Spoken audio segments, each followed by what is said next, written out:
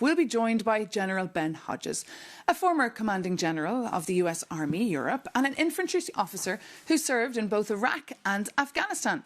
Since retirement back in 2018, Ben Hodges has now become a leading analyst and author on European defence and security.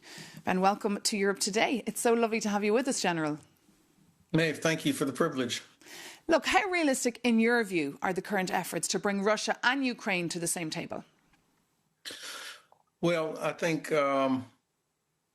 it's sad for me to say this, but I think Europe and Ukraine, including Ukraine, knows that the United States has a primary interest, which is business with Russia after this is all concluded. With the revelations of this past week about what Mr. Witkoff was doing and Jared Kushner with their Russian colleagues, I think that Europe is slowly waking to the realization that they cannot count on the U.S. to be a fair interlocutor here, and that the outcome, if it goes the way that Mr. Witkoff and Jared Kushner wanted to go with the Russians, is going to be a massive problem for Europe, because it will be such an unsatisfactory outcome for Ukraine that I think we'll see millions more Ukrainian refugees heading into Central and Western Europe.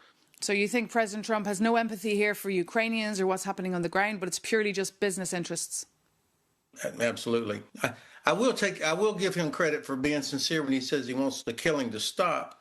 The problem is the administration's approach has always been doomed from the start, because they didn't care about the origin. They didn't care about the history or the geography involved. And in fact, approached it as a massive real estate deal. So, Secretary Rubio, who I really expected much more from him, said in the beginning, Ukraine, you're going to have to give up some territory here, before they even started. And Secretary Rubio, he's meant to be in Brussels this week for important NATO talks, but he's skipping that meeting. Is that unusual? It is unusual, but that's part of the problem. The United States has, under this administration, has made a decision, I think, or prioritization of Western Hemisphere, Indo-Pacific region, probably Middle East, and then Europe is number 4. And I think that despite the best efforts of many European countries to fulfill their responsibilities and to take on more of the responsibilities, the United States really sees Europe as inconsequential, except maybe for some business purposes. So this is important, and it pains me to say that after being a NATO officer and a U.S. Army officer for all these years, but Ukraine and Europe together are going to have to, and by the way, they do have the capability. If you add together the industry, the wealth, the populations, the technologies, there's no reason that Europe, including Ukraine, cannot stop Russia. What they lack is the self-confidence and the political will.